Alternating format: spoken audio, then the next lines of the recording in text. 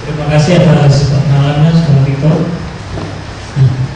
Ya, benar sekali dulu waktu harus diakui karena sudah isi-isi itu tadi ya, waktu ngisi formulir itu memang sedang ini berasa pokoknya ya. Jadi jatuh itu barang-barang kecil sehingga menembus lembaran formulir itu. Tapi akhirnya diterima juga gitu kan. Syukur kepada Tuhan ya. Baik, bagi Stama Space itu merupakan suatu kehormatan ya, karena diberikan kesempatan untuk memilih topik yang akan dibawakan. Terserah memilih topik yang mana. Nah, saya memilih topik ini, penebusan dosa manusia melalui darah Kristus, itu adalah terbelakangnya. Kebetulan pada saat merancang dan garis besar seminar ini untuk kitab 1/2019, pada saat itu saya sedang mengajar topik penebusan, rencana penebusan ya, rencana penebusan dalam Kristus. Jadi oleh karena saya sudah banyak membaca buku-buku tentang penebusan, maka saya pilihlah topik ini. Dan saya senang sekali ya dengan topik ini, karena kalau bicara tentang penebusan dosa di dalam Yesus Kristus, nanti kita akan lihat bahwa itu merupakan sentral ya dari kitab suci. Ya.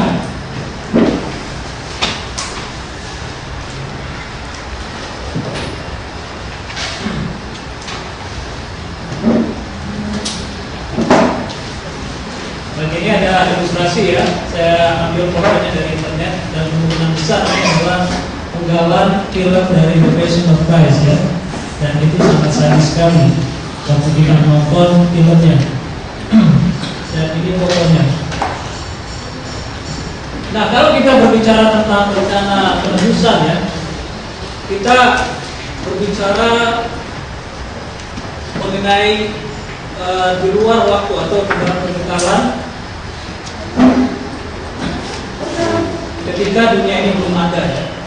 Jadi kalau kita melihat di dalam ayat 20, 1 Petrus pasal 1 ayat 20, di situ sangat jelas sekali dikatakan bahwa Yesus Kristus itu telah dipilih untuk menjadi penebus bagi umat manusia.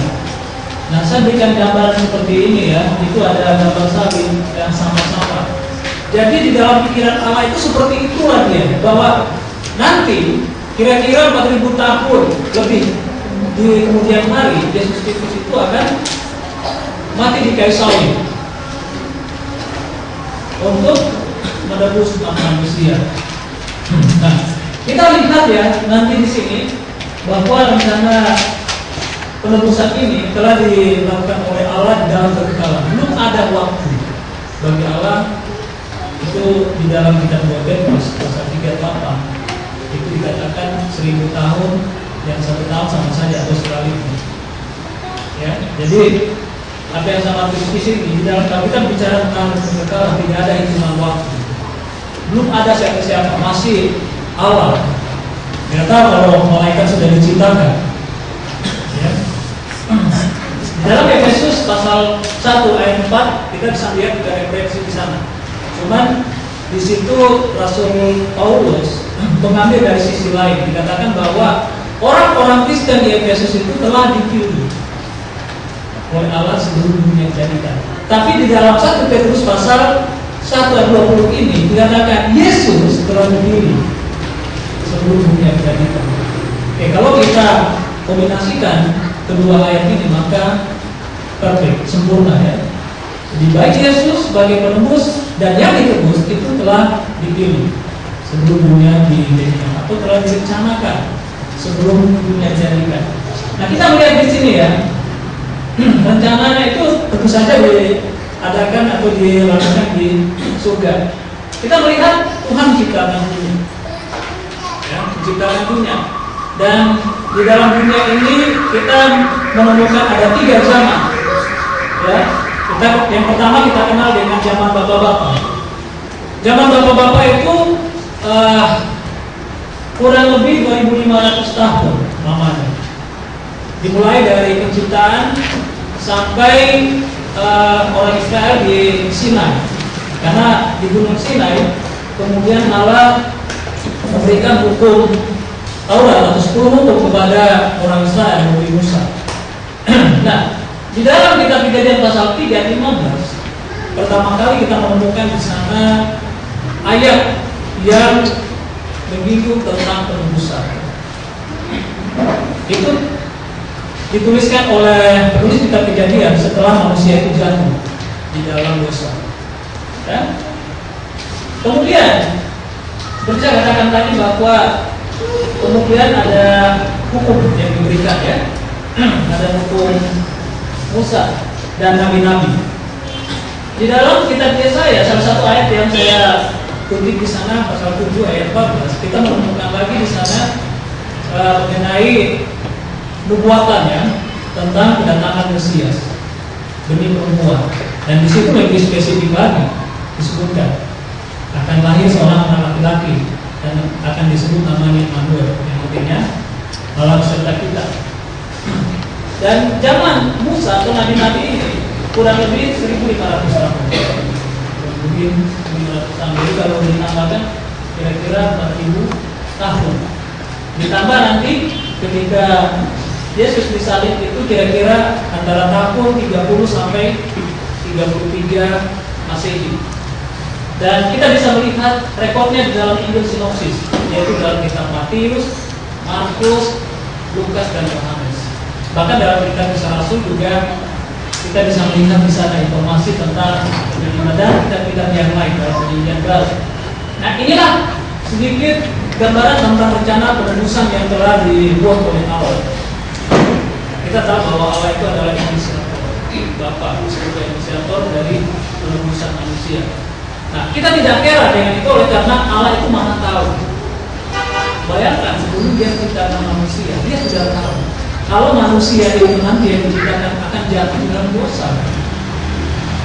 Dan oleh pengetahuan Tuhan itu, karena dia sudah tahu bahwa manusia akan jatuh, dia juga sekaligus pada saat itu merencanakan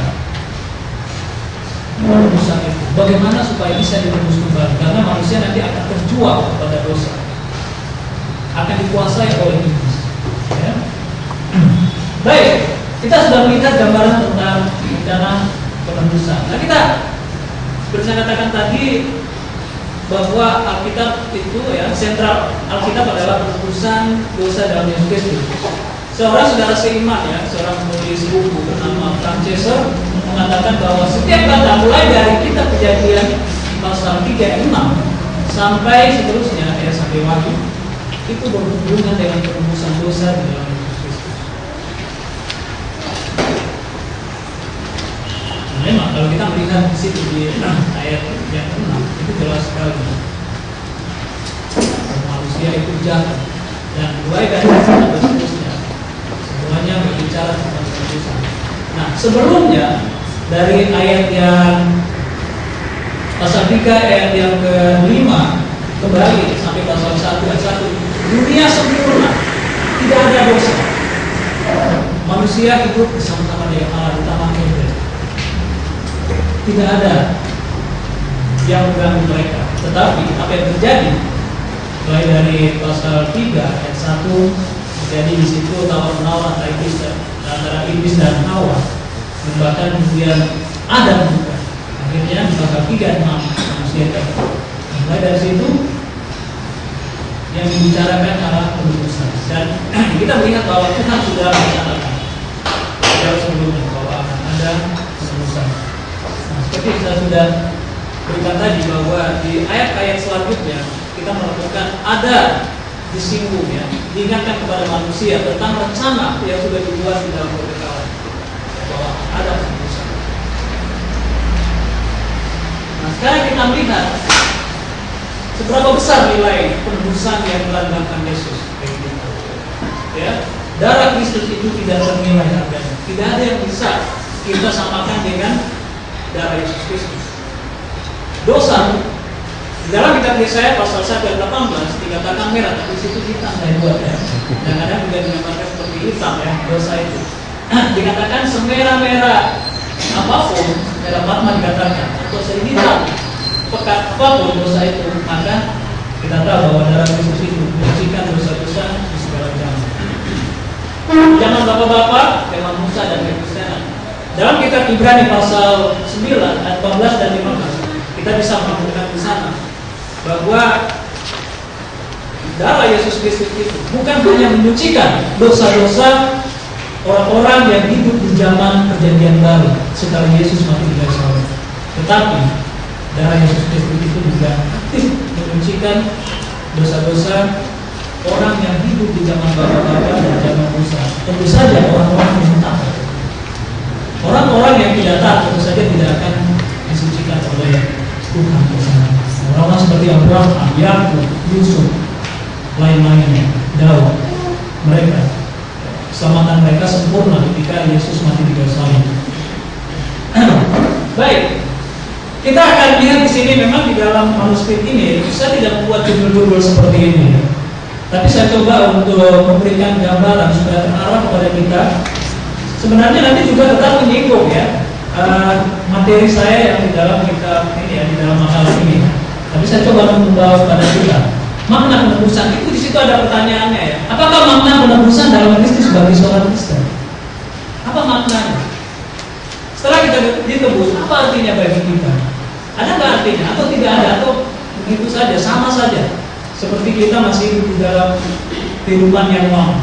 Kita akan lihat nanti di sana bagaimana Rasul Petrus itu ya mengatakan bahwa kamu bukan lagi orang yang hidup di masa lampau, sudah baru. Nah, mengapa Rasul Petrus mengatakan demikian? Oleh karena kemungkinan beberapa di antara saudara seiman yang tersebar di Asia kecil itu benar-benar belum benar-benar memaknai ya, penebusan yang mengandalkan Yesus Kristus. Nah, pada saat itu orang-orang di zaman itu belum terlalu lama dari peristiwa kematian Yesus di kayu salib. Oke, pertanyaan ini penting bagi kita sekarang ini, bahkan nanti suatu saat generasi kita selanjutnya. Apa maknanya bagi kita? Yang pertama, ya, tetap kita ambil dari ayat-ayatnya itu, dikatakan di situ bahwa itu dapat mendorong ya, makna penebusan bagi seorang Kristen dapat mendorong sikap menjaga berkat-berkat surgawi yang diperoleh atas karya penebusan Yesus Kristus. Di dalam ayat 13, nah perlu kita lihat ya di dalam manuskrip, kalau saudara punya atau Alkitabnya, kita menemukan di dalam ayat yang 13 dimulai dengan kata sebab itu. Ya, kata sebab itu ditujukan kepada apa? Kata sebab itu.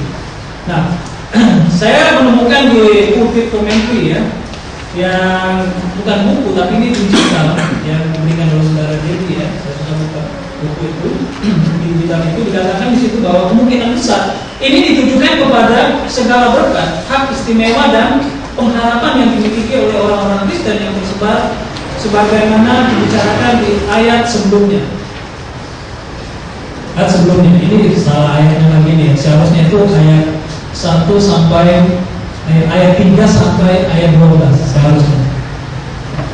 Atau kalau di situ sudah diganti, tapi di printout saya masih ayat 13 sampai 25 ya. Oke. Jadi kita, karena saudara Matias seharusnya kalau ada saudara Matias saya akan berbicara dulu ya.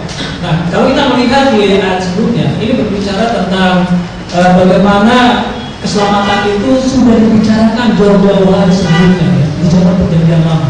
Nabi-nabi sudah menuliskan itu, ya, dibuatkan tentang kedatangan Mesias yang akan menjadi penebus umat manusia, dan itu akan diterima oleh orang-orang di zaman Kristus nanti, ya, dan itu adalah suatu berkat. Dan dikatakan juga di dalam ayat yang ke-7, pasal 1 ayat 7, bahwa orang-orang Kristen yang telah ditebus akan menerima puji-pujian, kemudian kemuliaan dan kehormatan. Nah, ini berkat-berkat, hak istimewa yang diberikan oleh Allah. Nah, itulah yang dimaksud di sini. Nah, ternyata saudara-saudara, bahwa hal ini bisa akan hilang, sama seperti kita sekarang ini. Kita setia, kita masih ada di dalam gereja ya. Apakah kemungkinan besar itu bisa hilang apa yang sudah kita dapatkan seperti orang-orang yang di abad pertama. Bisa kan hilang seperti itu. Karena kita akan lihat nanti bahwa ada guru-guru palsu yang masuk di dalam gereja yang bisa menghancurkan iman orang Kristen dan kehilangan semua berkat itu. Nah, ternyata ada hal yang harus dilakukan ya. Ada hal yang harus dilakukan. Nah, bagaimana kita menjaga berkat-berkat itu? Berkat-berkat surgawi yang kita terima atas karya penebusan Yesus Kristus. Yang pertama adalah kita harus menyiapkan akal budi. Menyiapkan akal budi. Nah, di dalam bahasa Yunani ya, arti harfiah siapkanlah adalah melipat ke atas pakaian yang panjang dengan bantuan korset. Nah, bagi ibu ya, mungkin yang biasa pakai korset kita, tapi biasanya yang ini ya, yang lagi hamil. Tapi saya pernah dengar dari saudara John bahwa ada temannya yang sudah tua ya, karena terlalu semangat main bulu tangkis, akhirnya dia ikat pinggangnya juga dengan korset. Tapi akhirnya juga ngos-ngosan begitu ya. Karena memang biasanya kalau kita ikat pinggang itu gak terasa gitu ya. Tapi begitu kita lepas bisa ngos-ngosan kan. Ringan. Kita lihat biasanya ada orang yang ikat di pahanya di sini ya, semacam karet gitu ya. Itu supaya membuat ringan kan. Seperti itu biasa sekalian. Supaya mungkin lebih tinggi loncatnya ya. Nah itu. Nah ringan. Nah kalau kita melihat dari sini ya, bahwa kata ini sangat penting sekali gitu ya. Nah, dikatakan bahwa ada latar belakang ya, bahwa kebiasaan orang-orang timur mereka itu kalau mungkin singgah atau sedang apa dilakukan dan buru-buru akan pergi dan saat itu jatuh pakaiannya, maka mereka buru-buru akan mengikat itu dan masuk. Nah, kalau kita implikasikan di sini bahwa ini sangat mendesak sekali saudara dalam kehidupan kita ini, kita selalu menghadapi bahaya. Dikatakan di sini akal budi ya. Nah, akal budi di sana itu bukan hanya akal budi ini, tetapi mencakup mental, kemudian emosi, kehendak itu dan intelektual. Nah, kita harus menyiapkan ini. Mengapa kita harus menyiapkan? Kalau kita melihat dari kitab 1 Petrus ini, kemungkinan besar ada 3 ya. Ada 3 alasan mengapa harus menyiapkan pikiran. Yang pertama, karena berbagai pencobaan sedang menolong iman mereka. Dalam 1 Petrus pasal 1 ayat 6 dan 7. Orang-orang Kristen pada saat itu menghadapi pencobaan yang luar biasa. Penganiayaan. Itu dia pencobaan dari kehidupan immoral orang-orang yang dulu bertawa. Kemudian yang kedua, supaya mereka tetap menarikkan pandangan pada janji berkat yang tersimpan di surga. Dalam pasal 1 ayat yang keempat. Jadi segala berkat sudah tersimpan di surga. Tetapi itu tidak akan bisa kita terima sebelum kita menyiapkan pikiran. Dan kita harus tetap menyiapkan pikiran setiap hari. Harus selalu siuman. Kemudian yang ketiga, supaya mereka tetap menantikan kedatangan Kristus yang kedua untuk mewujudkan seluruh pengharapan. Dan kita sampai saat ini belum datang Kristus, tetapi kita harus selalu menyiapkan semua ini supaya kita tidak akan kehilangan segala berkat. Nah itu alasannya kenapa harus menyiapkan pikiran. Kemudian yang kedua, apa dikatakan? Waspada. Bagaimana caranya kita menjaga berkat-berkat? Waspada. Nah, di dalam terjemahan 1912 dikatakan di situ kendalikan diri. Artinya menjauhkan diri dari anggur ya. Menjauhkan diri dari anggur. Waspada. Nah, anggur di sini kemungkinan besar ditujukan kepada anggur yang beralkohol. Kita tahu bahwa anggur yang beralkohol itu sangat berbahaya bagi tubuh. Dan dikatakan secara harfiah artinya ini adalah menjauhkan diri dari anggur. Jangan didekatkan dengan anggur. Nah, kemungkinan besar ini artinya adalah orang yang bertemperamen tenang. Orang yang bertemperamen tenang, dia punya semangat tetapi tidak berlebihan. Dia sangat hati-hati. Dia punya semangat tapi berhati-hati. Dia logis ya. Orang yang punya pikiran, pertimbangan yang matang. Tidak semangat saja. Kita tahu bahwa banyak orang-orang yang mengatakan bahwa mereka orang Kristen terlalu bersemangat. Apa yang terjadi? Mereka menghadapi ancaman dari masyarakat yang tidak suka dengan itu. Nah, kita tidak seperti itu.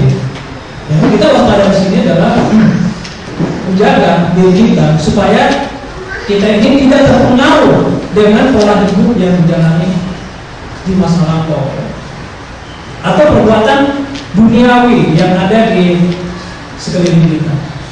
Kita harus waspada dengan itu. Dan yang ketiga adalah kita harus waspada dengan guru-guru palsu.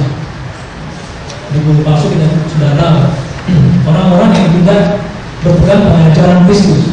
Nah, itu kita harus waspada dengan itu.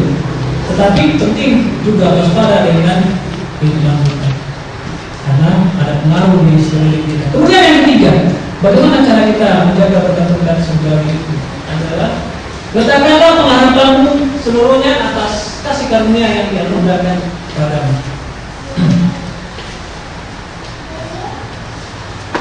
Rasa letakkanlah pengharapan di dalam teks aslinya pistate ya, yang berarti berharap dengan yakin akan sesuatu hal. Berharap dengan yakin akan sesuatu hal. Nah, kita tahu bahwa berkat-berkat yang tersimpan di surga yang disebutkan di dalam ayat yang keempat pasal 1 ini, kita belum ada yang tahu kan? Kita tahu seperti apa bentuknya. Tetapi kita hanya berharap ya. Berharap berarti sesuatu itu masih ada di depan kita sana. Dan kita sedang menuju ke sana untuk mencapai harapan itu. Nah, kita harus yakin. Intinya di sini adalah kita harus yakin dengan itu, bahwa pengharapan itu akan kita capai. Ya, kita harus fokus dengan itu. Nah, di sana disebutkan ada atas kasih karunia. Nah, kasih karunia terlihat kita sudah tahu ya, itu berarti pemberian cuma-cuma. Nah, kemungkinan besar kasih karunia di sini itu yang dimaksud Petrus adalah yang terdapat di dalam ayat 7. Itu ditujukan kepada puji, kemuliaan serta kehormatan. Itu kasih karunia. Nah, kita tahu bahwa kasih karunia ini adalah sesuatu yang akan diberikan oleh Allah suatu saat nanti, yang masih menjadi pengalaman bagi kita pada saat Yesus Kristus akan datang. Nah, itulah dia. Kita lihat di sana yang harus kita lakukan untuk menjaga berkat-berkat surgawi. Itu sebagai ini ya, bagaimana kita memaknai penebusan Yesus Kristus bagi kita. Kemudian yang kedua, makna penebusan Yesus Kristus bagi setiap orang Kristen adalah mendorong sikap hormat kepada Bapa sebagai inisiator dan perencana penebusan.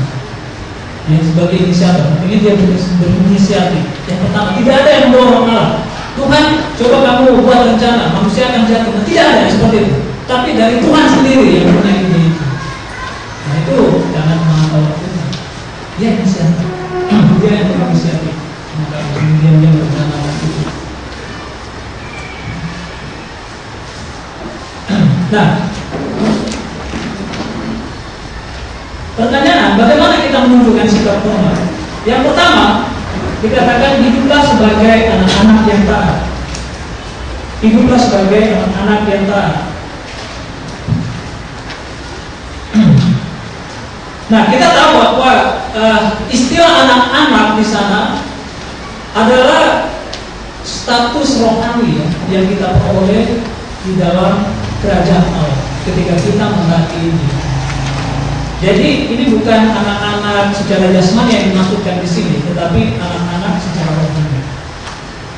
Okay? Kita dapatkan itu ketika kita mentaati Injil. Dan ketika kita masuk di dalam kerajaan Allah, maka Bapa itu adalah Bapa kita. Dan kita adalah anak Tuhan. Dikatakan di sana bahwa hiduplah sebagai anak-anak yang taat. Berarti ada anak-anak yang memberontak ya, anak-anak yang tidak taat. Ya, anak-anak nakal ya, anak-anak jalanan. Nah, orang Kristen sebagai anak-anak Allah dikatakan kita harus hidup kudus, dikatakan ya. Harus hidup kudus.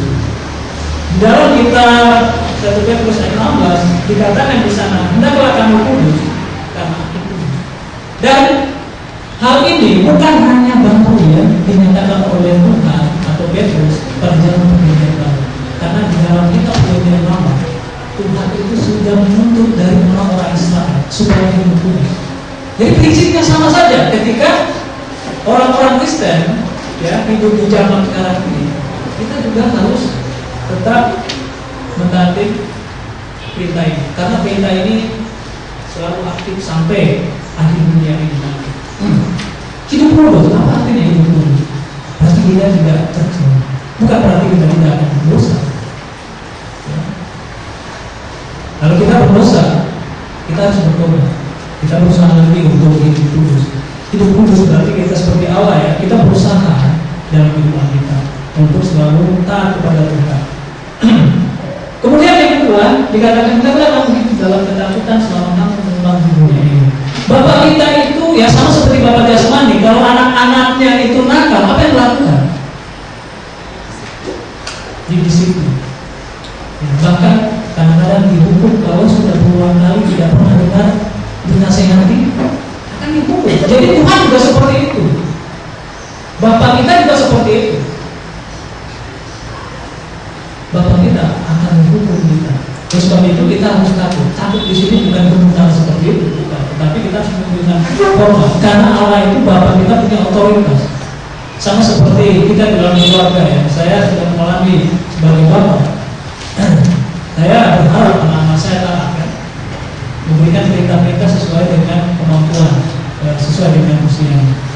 Dan ketika anak itu melakukan pelanggaran, tentu saja saya akan mengingatkan. Kadang-kadang kita harus mengambil disiplinnya agak keras, oleh karena ini ya terulang gitu. Dan kadang-kadang mungkin dia bersikap bermusuhan juga.